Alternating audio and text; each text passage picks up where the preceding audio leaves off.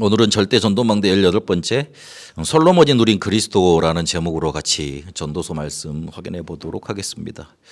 제가 이번 이제 메시지를 준비하면서 아침에 이제 마무리를 하는데 핸드폰을 보다가 어느 SNS에 보니까 이런 얘기가 있더라고요. 레즈비언 커플들이 결혼을 했어요. 그게 잘못됐다 잘됐다 따지는 게 아니고 일단 결혼을 했어요. 했는데 이제 아이를 갖고 싶잖아요. 근데 생물학적으로는 그게 불가능하니 정자를 기증받아 가지고 이제 아이를 이렇게 출산을 했는데 그 아이가 이제 자라면서 식물을 그렇게 좋아하더랍니다. 이제 걸어서 아장아장 이렇게 걸어 다니는 이제 시기가 됐는데 나무만 보면 이렇게 허그를 한대요. 껴안는데요.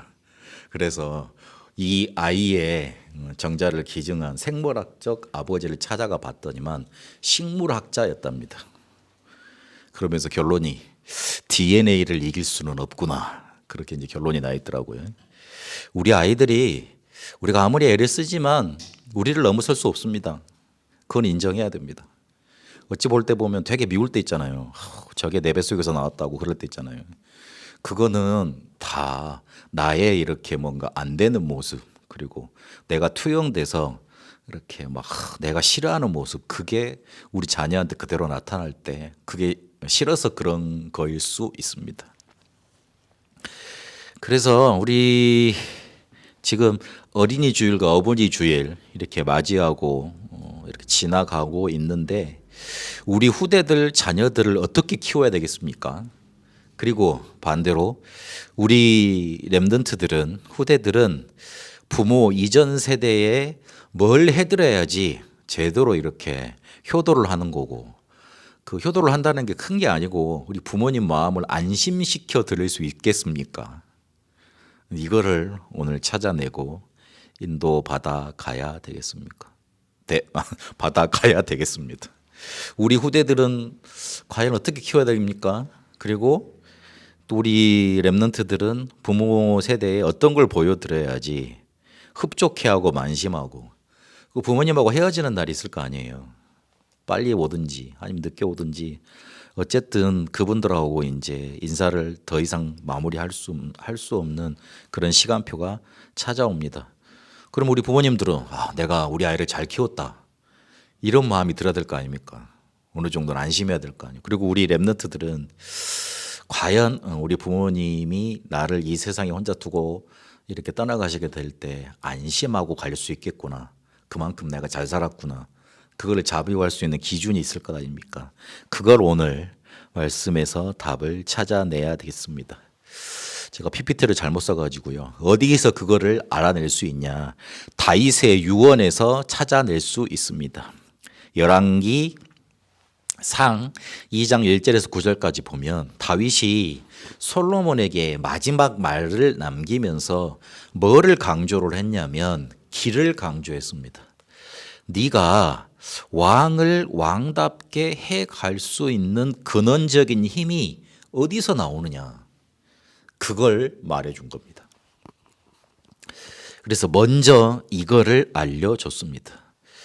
열왕기상 2장에 보니까 제일 처음에 뭐라고 그랬냐면 너는 힘써 대장부가 되라, 그렇게 가르치고 있습니다. 근데 우리말로 힘써 대장부라 그러면 남자니까 그래 남자답게 막 힘을 기르고 그래라, 그런 말로 우리가 해석을 할 수 있는데 원문에는 그렇게 돼 있지 않습니다. 원래 구약 성경이 히브리 말로 기록된 거 아닙니까? 그러면 히브리 단어의 대장부를 어떻게 표현했는가 찾아봐야 되죠. 근데 그 대장부라는 표현을 우리가 대장부로 이렇게 번역을 했을 뿐 원래 단어는 그 히브리어의 자카르라는 남성성을 강조하는 원어로 기록되어 있지 않고 이쉬, 그러니까 남자, 사람, 이런 단어로 대장부란 단어가 표현되어 있습니다. 그거를 이제 번역을 해보면, 지금 우리말로 이제 번역을 해보면 힘써 사람이 되라, 이 말입니다. 다윗이 사람답지 못한 행동을 할 때가 있었어요. 그럴 때가 있었다니까요. 그때 그 우리아의 아내를 범하고 거기에서 태어난 아들이 죽는 그런 비참한 결과를 이렇게 자기가 맞이하지 않습니까? 그래서 하나님 앞에 내가 버려질까봐, 성신이 떠날까봐, 내 죄 때문에 그럴까봐 그래서 뭐 베개를 눈물로 적시고 이렇게 하나님께 회개했던 그런 장면이 나오죠. 힘써 사람이 되라.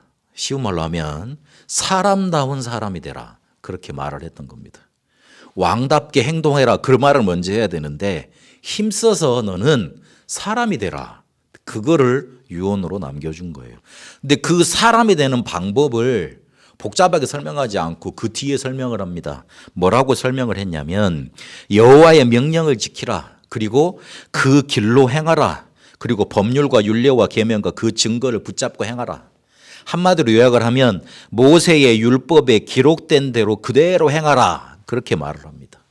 모세의 율법에는 뭐가 기록되어 있습니까? 창세기에는 인간의 문제와 그 해결책에 대해서 말을 하고 있습니다. 그걸 붙잡아야 돼요. 출애굽기엔 뭐가 기록되어 있죠? 흑암에 대해서 애굽에서 빠져나온 게 문제가 아니고 흑암에게서 사단에게서 저주 재앙에서 빠져나와야 돼. 레위기에는 그러려면 예배 성공해야 돼. 하나님을 만나고 누리고 흑암을 정복할 수 있는 길은 예배밖에 없어. 그걸 설명했고요. 민수기에는요. 세상을 정복하려면 세상에서 응답받으려면 장악해야 되는데 장악할 수 있는 시스템에 대해서 말을 했습니다. 신명기에서는요. 이 모든 것을 각인 뿌리 체질해라. 그래야지만 네가 바뀐다. 네가 바뀌어야지만 세상을 살릴 수 있다. 이 사실을 말했던 겁니다. 그걸 붙잡으라는 겁니다. 그러면 어떻게 된다고 그랬습니까? 형통하게 될 거다 그랬습니다. 근데 그 형통도 뭔가 내 마음대로 잘 이루어진다는 단어를 쓰지 않았어요. 히브리어로 샤칼이란 단어를 썼습니다. 이거는 원하는 대로 내가 생각한 대로 잘 이루어진다. 일이 잘 이루어진다. 내가 오늘 학식을 먹어야 되는데 어디 가야 되는데 메뉴가 떨어지면 안 돼. 그래서 줄을 잘 서가지고 싸게 잘 먹었어. 먹어보니까 너무 맛이 있어. 그걸 형통이라고 부르진 않는다는 거예요. 쉽게 말을 하면. 이 샤칼이라는 단어는 지혜롭게 이해하고 지혜롭게 행동한다라는 의미가 있습니다. 지혜롭게 이해하고 행동한다는 말은 무슨 말입니까? 꼭 해야 할 거는 하는 것이 지혜입니다. 그게 지혜로운 사람이에요.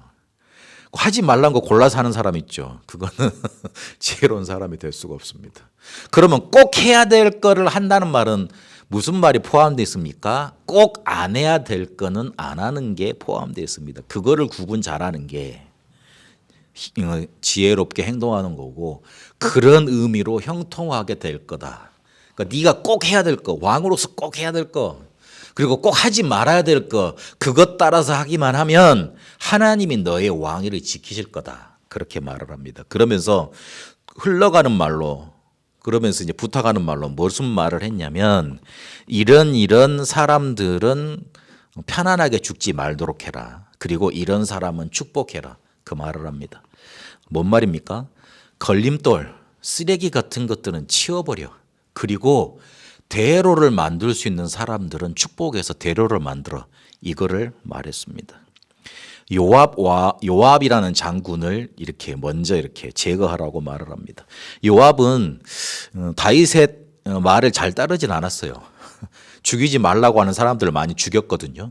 왜냐하면 만약에 왕의 말을 따랐다가 저 정적을 살려두면 우리 군인들의 사기는 어떻게 됩니까? 그걸 미리 왕의 생각보다 미리 앞서서 생각을 하고 행동을 했어요. 실력은 좋았어요. 그러나 왕의 말을 따르지 않았어요. 근데 그 왕의 말을 따르지 않았고 실력 있고 군권을 장악한 장군이 이제 선대 왕이 죽고 후대 왕이 쉽게 말하면 이제 왕이 되면 누가 권력을 잡고 이렇게 썩 흘러가겠습니까? 그 왕 중심, 그 장군 중심으로 흘러가겠죠. 그래서 걔는 앞으로 네 그 앞길 속에 대로가 되지 않고 쓰레기가 될 거야. 그래서 치워버려. 이렇게 말을 합니다. 직접 죽이라고 말하지 않았습니다. 그의 노후에게 편안하게 가지 못하라고 해라. 그럼 알아듣겠죠. 무슨 말인지. 그리고 시므이. 이 시므이는 압살롬의 반역 때 다윗이 이렇게 막 도망가다가 다윗이 이렇게 막 도망가는 모습을 보고 저주했던 사람입니다. 그때는 죽이지 않았습니다. 하나님이 하시는 일이라 판단을 하고 살려뒀는데 유언에 남깁니다. 왕을 저주했던 사람을 그대로 살려두면 어떻게 됩니까? 아, 그래도 괜찮네 싶어서 이제 왕권에 도전을 하겠죠. 그 당시 왕권은 그냥 단순한 왕권이 아니에요. 하나님께 위임받은 권한이기 때문에 굉장한 의미가 있습니다.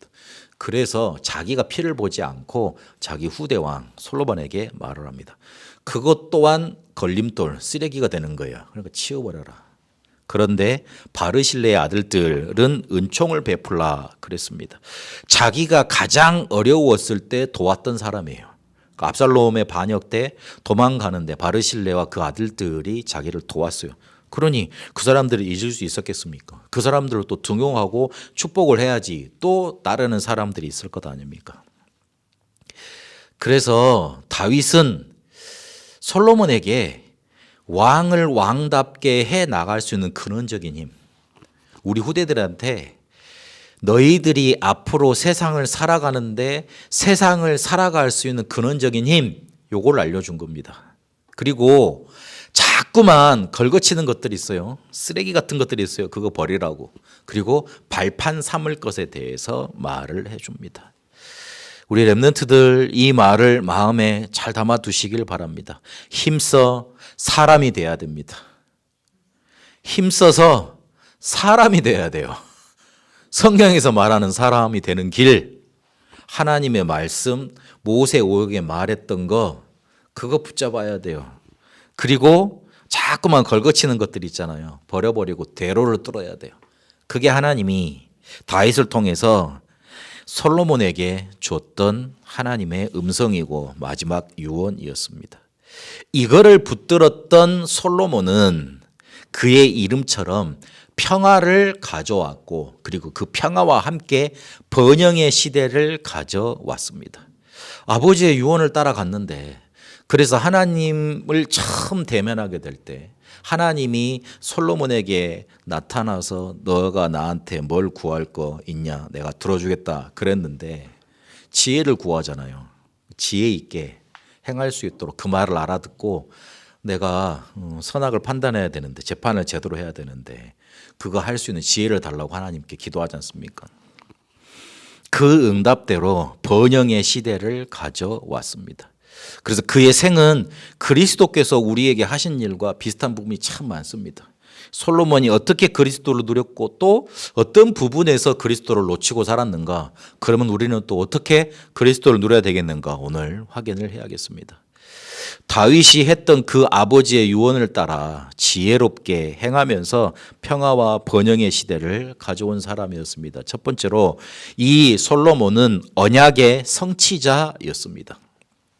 열왕기상 8장 20절에 보니까요. 여호와께서 말씀하신 대로 이루시도다 그랬습니다. 성전을 지어놓고요. 여호와께서 말씀하신 대로 이루시도다 그렇게 말을 합니다. 다윗에게 어떤 언약을 주셨냐면 다윗이 하나님께 소원을 말하고 나단 선지자에게 소원을 말하고 그리고 하나님께 그 소원을 아뢰입니다. 내 소원은 언약궤 모실 곳, 어려서부터 내가 사무엘 선지자로 들었던 그 언약궤 모실 곳, 성전 건축하는 게 자기의 소원이라고 말을 합니다. 나는 좋은 집에 백향목으로 건축한 그런 집에 살고 있는데 하나님의 언약궤는 지금 바람 부는 그런 장막이 있다. 그래서 내가 여기서 사는 게 편치 않다. 그렇게 자기의 소원을 말합니다.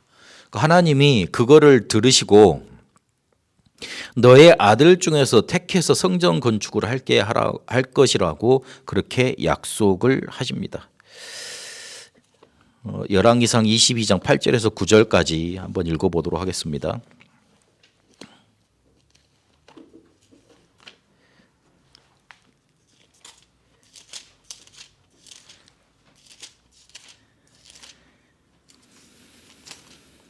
열왕기상 22장 역대상이네요. 죄송합니다.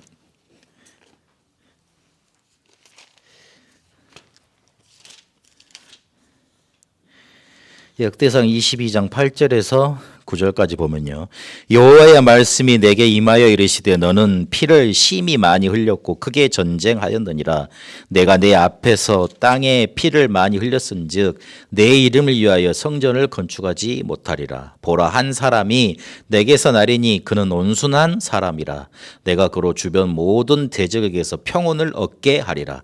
그의 이름을 솔로몬이나 하리니 이는 내가 그의 생전의 평안과 안일함을 이스라엘에게 줄 것임이니라. 왜 그러셨을까요? 다윗이 준비도 다 돼 있고 다윗이 모든 것도 할 수 있기 때문에 그렇게 할 수 있었잖아요. 그런데 하나님은 백향목으로 지은 집이 필요치 않다 그렇게 말씀을 하십니다. 17장 1절에 15절까지 읽어보시면 그렇게 되어 있습니다. 성전을 지을 필요 없다고 말씀을 하십니다.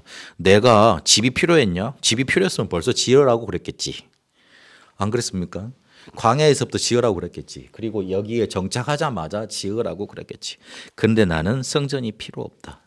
그리고 더 이렇게 의미를 찾아가 보면 오늘 하신 말씀에서 그 의미를 더 찾아낼 수 있어요. 다윗은 정복군주고 피를 많이 흘렸던 사람이지 않습니까? 그런데 성전은 와서 자기 문제를 해결받고 씻음받고 하나님과 화복하는 그런 자리 아닙니까? 그런데 막 사람을 두들겨 잡았던 전쟁에 쉽게 봐 다른 나라에서 봤을 때 237에서 봤을 때 5천 종족에서 봤을 때 전쟁의 신 정복군주가 성전을 지었다 그러면 그게 매치가 잘 되겠습니까? 그래서 화목 평강의 장인 그 성전을 다윗으로 대표되는 다윗이 이렇게 뭔가 이렇게 막 정복하고 피를 말린 사람들의 그 시대에 만들어 놓지 않고 평화와 안녕의 시대가 오는 그 시대에 하나님이 만들도록 그렇게 하신 겁니다. 그래야지 원래 성전의 의미상 성격상 맞잖아요. 그렇잖아요. 그리고 만약에 다윗이 만들었다고 합시다. 굳이 만들 수도 있잖아요. 왕이니까 할 수도 있잖아요. 그러면 다윗이 정복도 했어요. 전쟁도 그쳤어요. 평화도 가져왔어요. 그리고 성전까지 만들었어요. 그럼 어떻게 됩니까? 완전한 신이 되는 거예요. 하나님보다 더 뛰어난 그런 신이 돼버리는 겁니다. 하나님을 뛰어넘버리는 존재가 되니까 하나님이 너는 그렇게 하면 안 되지 라고 막으신 거죠. 제가 우리 단체에서 전도운동을 하면서 제일 좀 이렇게 마음에 하나 안 드는 부분이 있습니다. 많이 아마 안 들긴 합니다만은 하나 안 드는 부분이 있는데요. 메시지 할 때마다 막 박수치고 이러는 거 좀 안 했으면 좋겠어요. 그냥 그분을 전도자로 남도록 우리는 좀 그렇게 많이 시켜 세우지도 않고 좀 그랬으면 좋겠어요. 나는 그랬으면 좋겠어요. 개인적으로는 생각은 그런 거예요. 전도자가 되지 못하도록 하여튼 옆에서 가만히 놔두질 않아. 대단하다, 시대적인 종이다, 뭐 이렇게 성경적인 전도운동을 2000년만 해보게 되다. 그 말은 맞기는 한데 옆에서 자꾸 그러면 사람 업됩니다. 그러면 안 들던 생각도 듭니다. 전도자를 전도자로 우리가 세워주려면 조금 그런 부분은 알고 그렇게 인도받는 게 좋습니다. 다윗에게도 하나님이 그러지 않으셨을까요? 어쨌든 다윗에게 그 주셨던 언약을 하나님이 너의 아들을 통해서 성취를 할 거라고 그렇게 말을 해줍니다. 그렇게 언약하신 그대로 성전 건축을 솔로몬이 완성을 합니다. 열왕기상 6장에서 9장까지 쭉 읽어보면 특히 6장 38절에 7년 동안 성전을 건축했다 그렇게 기록되어 있습니다. 그 전에 다윗이 역대상 29장 10절에서 14절을 보니까 모든 성전 건축을 준비를 다 했죠. 그거를 이어받아서 성전 건축을 한 겁니다. 그리고 7장에 보니까 성전 기구들을 만듭니다. 그리고 8장에 보니까 언약궤를 성전으로 옮기고 기도하고 축복합니다. 봉헌식을 했던 겁니다. 근데 거기에 8장 10절에서 11절까지 보니까 여호와의 영광이 성전에 가득합니다. 그래서 그 성막을 지었을 때 봉헌식을 했을 때 출애굽기 사역장에 보면 여호와의 영광이 구름이 확 임하는 장면이 나오잖아요. 그 장면이 성전을 지었을 때 그대로 재현이 됐던 겁니다. 그러면서 8장 11절에 12절까지 보니까 주께서 영원히 계실 처소라고 솔로몬이 선포를 합니다. 이어지면서 9장에는 뭐라고 하나님이 말씀하시냐면 3절에 내 기도와 간구를 다 들었다. 내 이름을 여기에 영원히 두겠다. 내 눈길과 마음을 항상 여기에 둘 것이다. 이 성전을 거룩하게 구별할 것이다. 그렇게 언약을 성취하고 하나님이 기뻐하시고 응답을 주시는 장면이 나옵니다. 솔로몬은 언약의 성취자였습니다. 그리스도께서도 우리에게 언약의 성취자로 찾아오셨습니다. 창세기 3장 15절에 여자의 후손을 말씀하셨잖아요. 출애굽기 3장 18절에 피제사로만 애굽에서 빠져나올 수 있다는 언약을 우리에게 주셨습니다. 이사야 7장 14절에 임마누엘 하신 그분만이 우리의 문제를 해결할 수 있다고 약속하셨습니다. 그 성취자로 우리에게 찾아오신 겁니다. 그리고 그는 이름 그대로 평화의 왕이었습니다. 열왕기상 4장 20절에서 34절까지 보니까 특히 3장에 보면 그는 지혜의 왕이었습니다. 왕이 되고 나서 일천번제를 드렸습니다. 일천번제를 드렸다 그러니까 하루에 한 마리씩 소를 드렸다 이제 그렇게 이해를 해가지고 일천번제 헌금을 지금 한국에는 많이 하고 있거든요. 그런 의미가 아니고요. 진짜 1,000마리 그 소를 한꺼번에 잡은 거예요. 왕의 재산은 그래요. 재산이 있으니까, 재산이 많으니까. 그 왕이 언제 이렇게 천일마다 계속 가가지고 이렇게 시간 없는데 이렇게 그렇게 하고 있겠어요. 그래서 1,000마리 그거를 하나님께 한 번에 드린 겁니다. 근데 그 1,000번제를 드린 이후에 하나님이 꿈에 나타나십니다. 그러면서 뭘 구하라 그럽니다. 그럼 내가 너한테 주겠다고. 그러니까 뭘 구했냐면 듣는 마음을 내게 주십시오 그랬습니다. 재판하는데 선악을 구분할 수 있도록 들을 수 있는 마음을 주십시오. 그렇게 하나님께 구합니다. 하나님이 너무 기쁘잖아요. 정치라는 게 그런 거예요. 여기에 보면 성경은 정치를 어떻게 말을 하냐면 선악을 구별해서 바로 듣고 재분배해 주는 거. 그게 실제로 정치에서 가장 있어야 될 일이라 그걸 제대로 꿰뚫어보고 솔로몬은 하나님께 구했던 겁니다. 그러니 주시지도 않은 전무후무한 지혜를 주십니다. 12절에 보니까 내 앞에도 네 뒤에도 너와 같은 사람이 없을 것이다 그렇게 말을 합니다. 그리고 너와 같은 사람이 없을 것이라 그것도 하나님께 축복을 받은 건데 네가 구하지 아니한 부귀와 영광도 줄 것이다. 그런데 다윗이 행한 것 같이 너도 법도와 명령을 지키라. 그렇게 하나님이 축복을 하십니다. 깨어보니 꿈이었지만 하나님이 그대로 성취시켜 주십니다. 꿈속에서 하나님이 나타났을 때 그렇게 하나님께 기도할 수 있었다는 것은 자기 마음속에 그거를 딱 품고 있었다는 말이잖아요. 이렇게 응답을 받습니다. 그 결과 어떻게 됩니까? 우리가 잘 알고 있는 창기 두 여자가 한 여자가 아들을 잃어버렸는데 그래서 저 여인의 아들이 내 아들이라고 저 여자가 내 아들을 뺏어갔다고 그렇게 이제 재판을 걸어오는 장면이 나오죠. 그래서 솔로몬이 그걸 잘 듣고 있다가 그래 그러면 똑같이 저 두 여인에게 나눠주자. 여인이 둘 다 자기 아들이라고 이렇게 주장하고 있으니 쟤를 저 아이를 칼로 반을 자르라. 그래서 둘에 나눠줘라 그러잖아요. 그러니까 한 여인이 안 된다고 저 아이를 그냥 저 여인에게 주라고 그렇게 말을 합니다. 그래서 솔로몬이 그 아이를 뺏어다가 원래 아이라고 주장했던 그 여자에게 안 주고 살려달라고 했던 그 여자에게 줍니다. 왜? 진짜 엄마는 살리려고 했을 거니까. 그렇게 그 지혜가 나타나는 장면이 그 뒤에 따라옵니다. 지혜가 그에게 넘쳐나니까 어떤 일이 일어나냐면 열방이 그에게 찾아오게 됩니다. 열왕기상 10장 1절에서 13절까지 보니까 저기 이방 남방에 스바 여왕이 찾아오지요.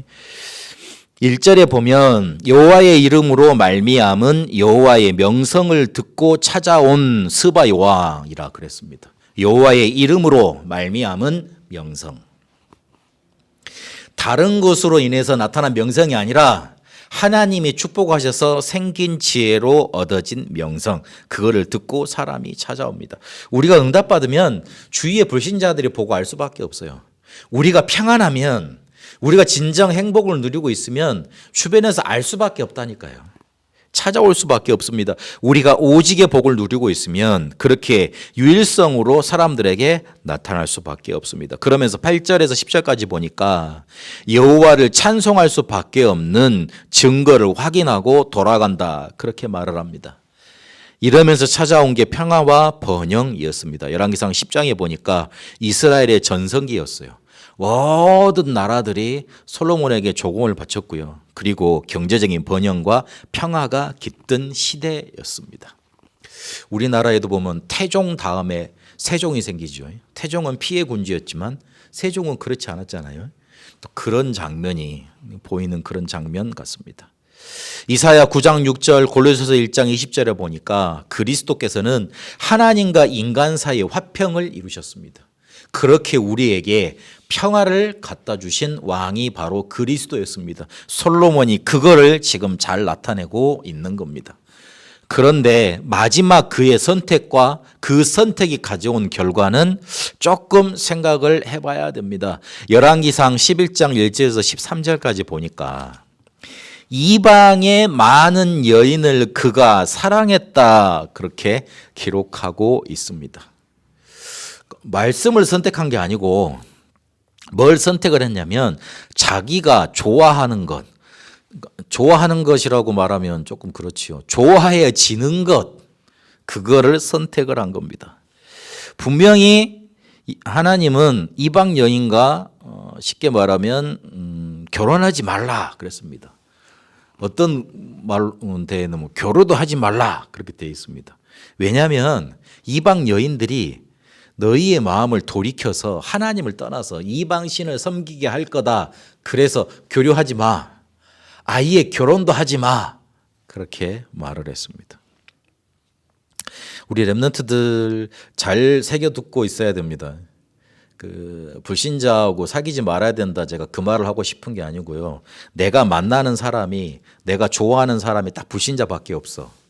그러면 내가 지금 바라보고 있는 기준이 뭐하고 같다는 겁니까? 불신자하고 같다는 말이잖아요. 그렇잖아요. 그럼 내 인생이 나중 보면 어떻게 돼 있겠습니까? 불신자 같이 돼 있겠죠. 그럼 불신자는 성경에 보면 하나님의 축복을 받은 사람입니까? 아니죠. 어떤 사람입니까?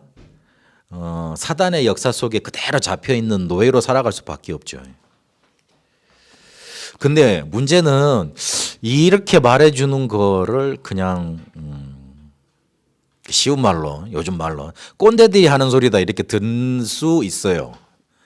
근데 나중에 이제 살아보면 압니다. 목사님이 왜 그런 말을 했지? 그리고 왜 우리 엄마 아빠가 그렇게 불신 결혼을 반대했지? 이제 살아보면 압니다. 저는 어릴 때부터 불신 결혼한 집안에서 자란 그런, 저도 렘넌트잖아요. 많이 보고 자랐거든요. 아, 그렇구나.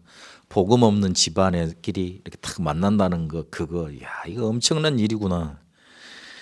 그런데 솔로몬이 이방의 많은 여인을 사랑했답니다. 그 말이 참 가슴이 아픕니다.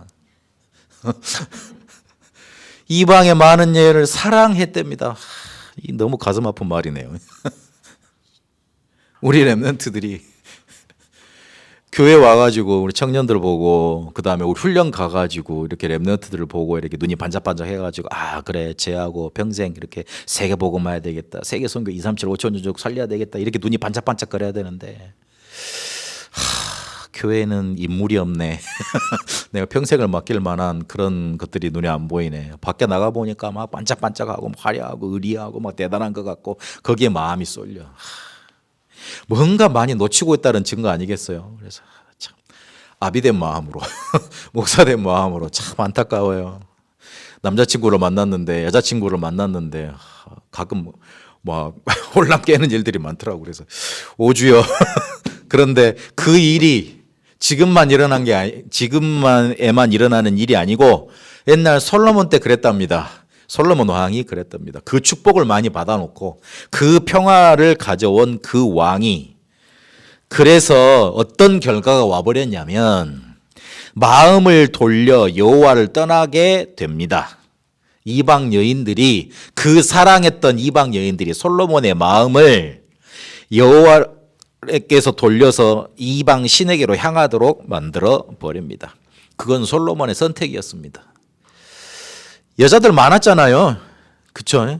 그러면 언약 가진 이스라엘 여자를 사랑할 수도 있었잖아요. 아, 쟤는 아니야. 하나님이 하지 말라 그랬어. 딱 마음속에 굳게 이렇게. 그 마음을 거기서 뭐 사랑이 죄입니까?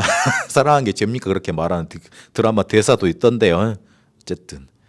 근데 그 마음을 돌린 시기가 성경에 밝히고 있습니다. 나이가 많아졌을 때라고 밝힙니다. 무슨 말이죠? 그가 힘이 약해졌을 때, 빈틈이 생겼을 때 찾아 들어온 겁니다. 그래서 하나님이 경고하신 대로 되어졌습니다. 이방 여인들이 마음을 돌리게 해서 이방 신에게 제사하는 것을 막지 못했습니다. 그래서 하나님이 2번이나 나타나셔서 경고하셨다 그렇게 말을 합니다. 그런데 솔로몬이 듣지를 않았어요. 이게 문제예요. 솔로몬이 듣지를 않았어요. 말을 하면 들려야 되잖아요. 근데 듣지를 않았어요. 무슨 말입니까? 돌이킬 힘이 없었던 거예요. 뭐 어쩌라고요? 이제 그 말인 거예요. 쉽게 말하면 하나님 보고 아니 일이 된 걸 어쩌라고요? 나라 망하게 할까요? 1000명이나 내가 후궁을 데리고 왔는데 그 외교 관계를 다 끊을까요, 하나님? 그 말인 거예요. 이 나라를 지금 그러면 완전히 망하게 해야 된다는 소리인데 다들 그럼 1000명, 1000나라와 지금 우리가 전쟁을 해야 된다는 소리인데 그럼 어쩔까요? 하나님 그럼 방책이 있는 거예요? 쉽게 말해 돌이킬 힘이 없었던 거예요. 자기도 너무 멀리 나가버린 거예요. 근데 그걸 누가 선택했어요? 어쩌라고요 했던 솔로몬이 선택을 했어요. 자기가 선택한 거예요. 우리 랩런트들 선택 잘해야 됩니다. 우리 성도님들 말씀 듣는 분들 선택 잘해야 됩니다. 선택을 내가 조금만 하나님 앞에서 하지 않고 내가 살아야겠다는 마음에 내가 그렇게 해야 되겠다는 마음에 창세기 6장 11장 흐름에서 하게 되면 나중 결과는 돌이킬 수가 없습니다. 나중에 하나님한테 그리 따져납니다. 어쩌라고요? 어떻게 할 거야 하나님? 이렇게 나오게 되어 있습니다. 솔로몬이 그랬습니다. 그래서 어떻게 됩니까? 분열 왕국이 생기게 됩니다. 막지를 못했습니다. 르호보암이 잘못해서 갈라진 거 아닙니다. 솔로몬의 죄 때문에 그렇습니다. 그 죄가 뭡니까? 하나님의 말씀을 들을 수 없었던 상태입니다. 그게 죄입니다.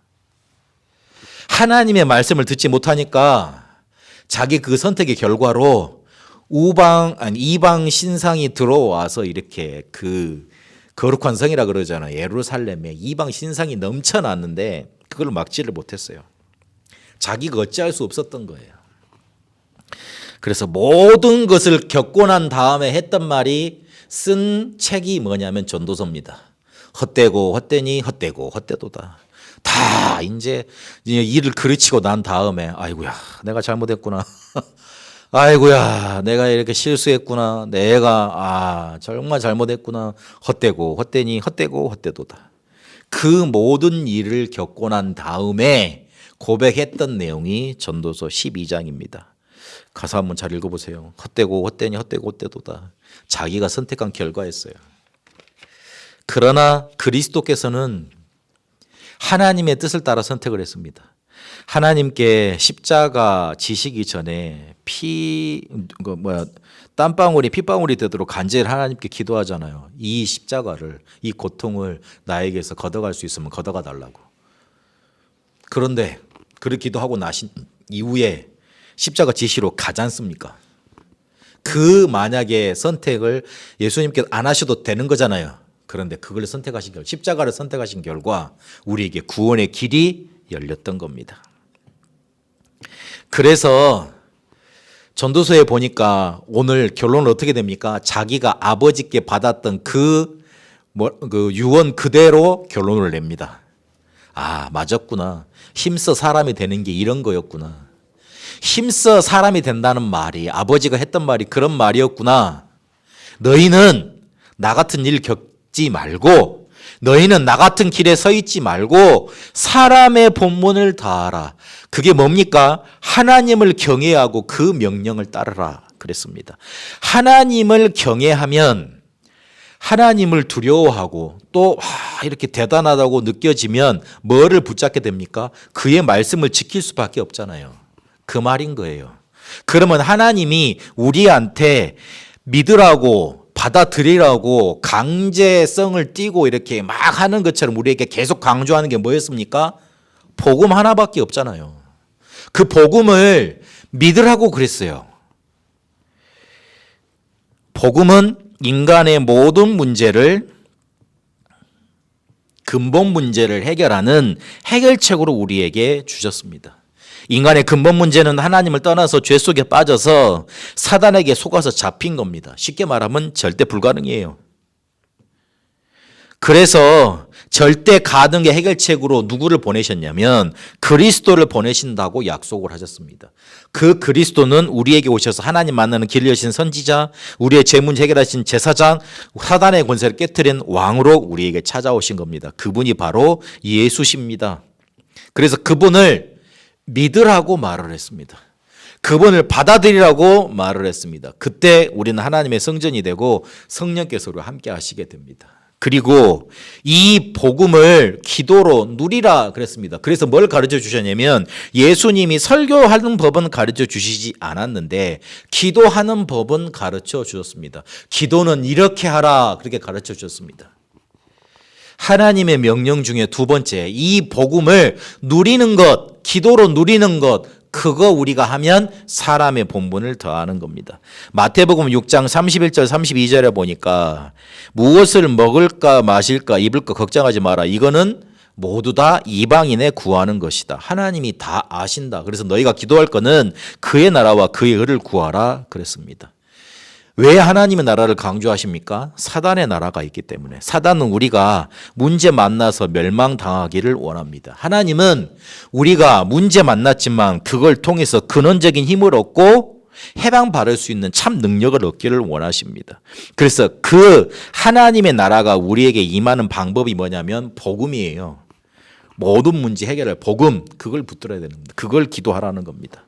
그리고 또 명령하신 게 있습니다. 너희는 모든 민족에게 가라. 만민에게 가라. 땅끝까지 이르게 될 거다. 가서 증인이 되리라. 그걸 명령하셨습니다. 복음을 전하는 것, 전도, 선교를 우리에게 명령하셨어요.